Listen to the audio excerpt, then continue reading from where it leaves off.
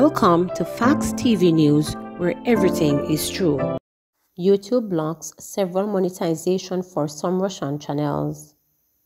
YouTube announced on Saturday it would block certain Russian channels from monetizing their videos, among other restrictions due to Moscow's invasion of Ukraine. In light of the extraordinary circumstances in Ukraine, we're taking a number of actions, a spokesperson from the Google subsidiary said in a statement on Saturday.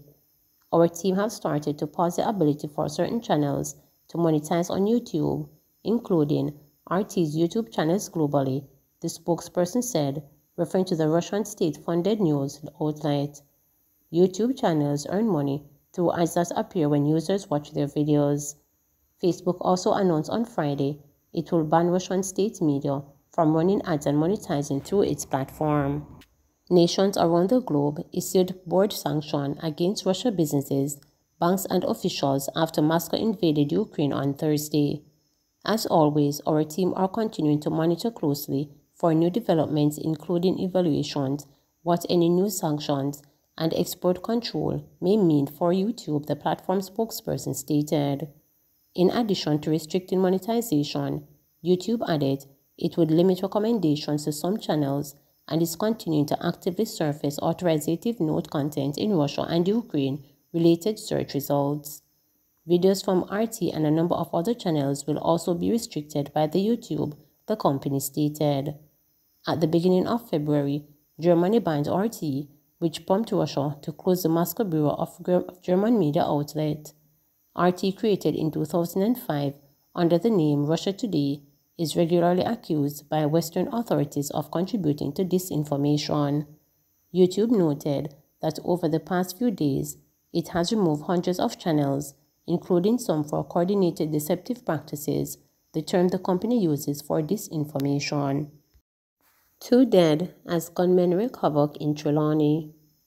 The police in Trelawney were kept busy throughout the day on Saturday, February 26, responding to 2 separate murders in the parish that are believed to be connected. The dead people have been identified as 38-year-old Ian Jarrett of Captureland, Spicy Hill in Trelawney, and 21-year-old Teka Ennis, a resident of the United States who recently arrived in the island and was staying at Refuge Community in the parish. Another woman is said to be in critical condition in hospital after being shot several times, including in the head.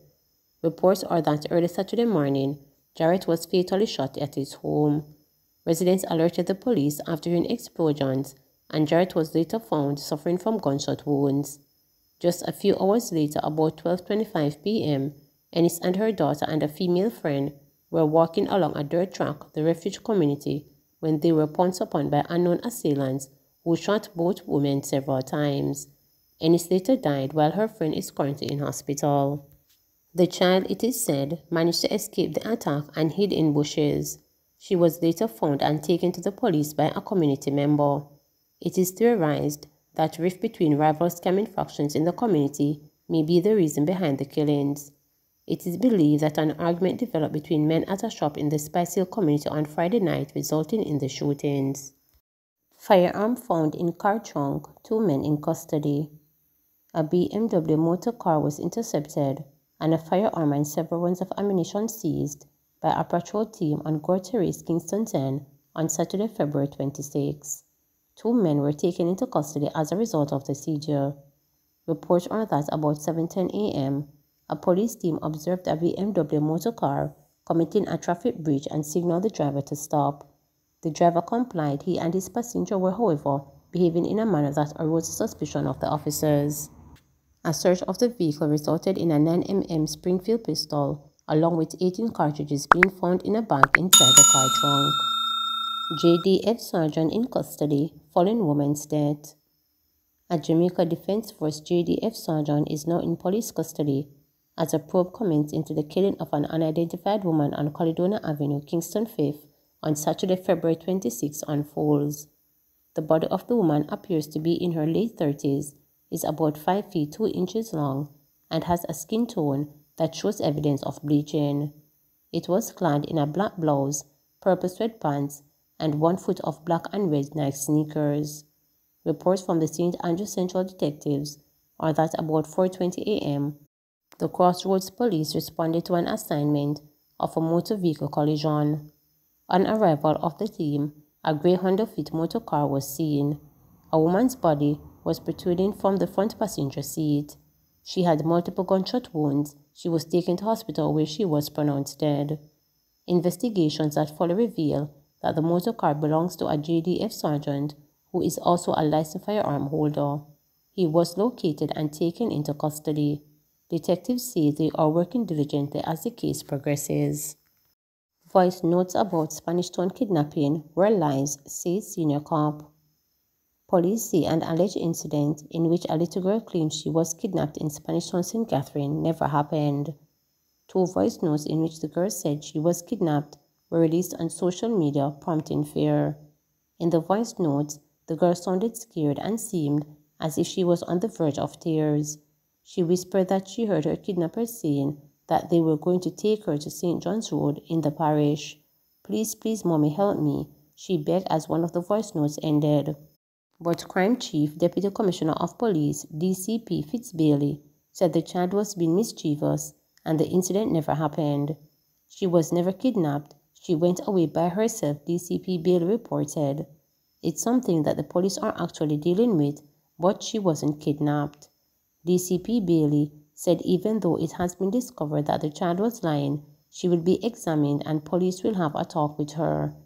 There have been numerous reports of children, especially girls, who have gone missing over the years. The Jamaica Constabulary Force has on numerous occasions informed loved ones that they should report missing persons immediately. Man fatally stabbed in St. Mary, cousin detained. A man is to be questioned by the St. Mary police in connection to the fatal stabbing of his cousin in Western St. Mary on Saturday morning. The deceased has been identified as 36-year-old Swin Lawton, a construction worker of Rusent in the parish. Reporters understand that Lawton was engaged in an argument with a relative, during which his cousin intervened. After the dispute was quelled, Lawton later left the premises with his female companion sometime after 2 a.m. Saturday. While walking home, Lawton was allegedly attacked by a man and stabbed. An alarm was raised and the wounded man was assisted to hospital where he later died. The deceased man's cousin was subsequently taken into custody as police probed the incident. 3 men attacked, gun-butted in attempted kidnapping in Spalding. 3 men were attacked, beaten and gun-butted in an alleged failed kidnapping attempt in Spalding on the Manchester-Clarendon border on Friday evening. It is understood that 5 men employed to a well drilling company was ambushed about 6 p.m. while traveling from St. Anne into Spalding. 3 of the 5 men were reportedly injured by the attackers. It is alleged that a $3 million ransom was also demanded by the attackers. According to reports during the ordeal, a truck belonging to the well drilling company was shot at while a company car was stolen. The driver of the truck managed to make his way to a nearby police station. The 3 injured men were reportedly taken to hospital for treatment. The source said the company car was shut down through the use of a tracker and was later found in Inantown, Clarendon. Efforts to get a comment from the police were futile. Daddy James taking no chance with COVID-19. Errol Daddy James is known as the man of principle in St. Anne community, and that principle has extended to the taxi he operates as he demands order from his passengers.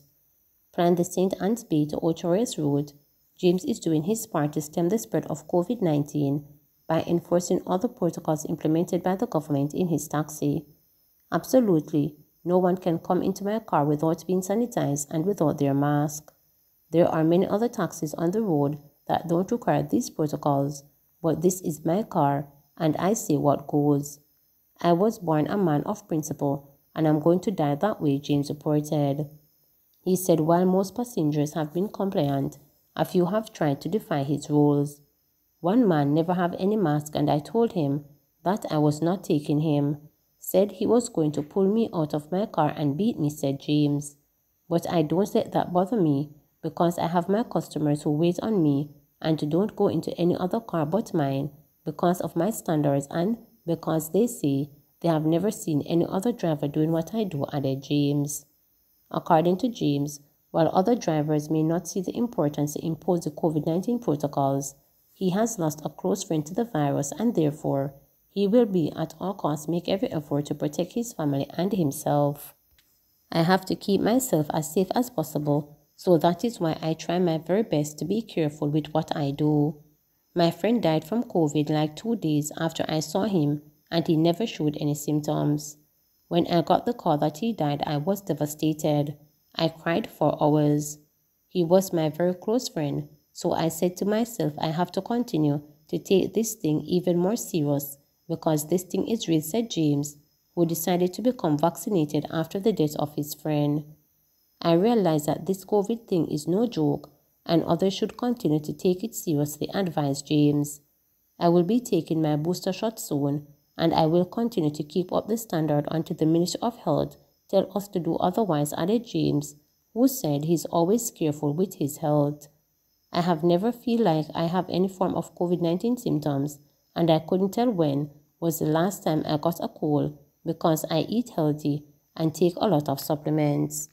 I am trying my very best to stay on top of things, and when I finish work I go through and sanitize my entire car and it stays that way until I'm ready to work again, declared James. Please remember to subscribe, like, share, and click the notification bell for daily updates.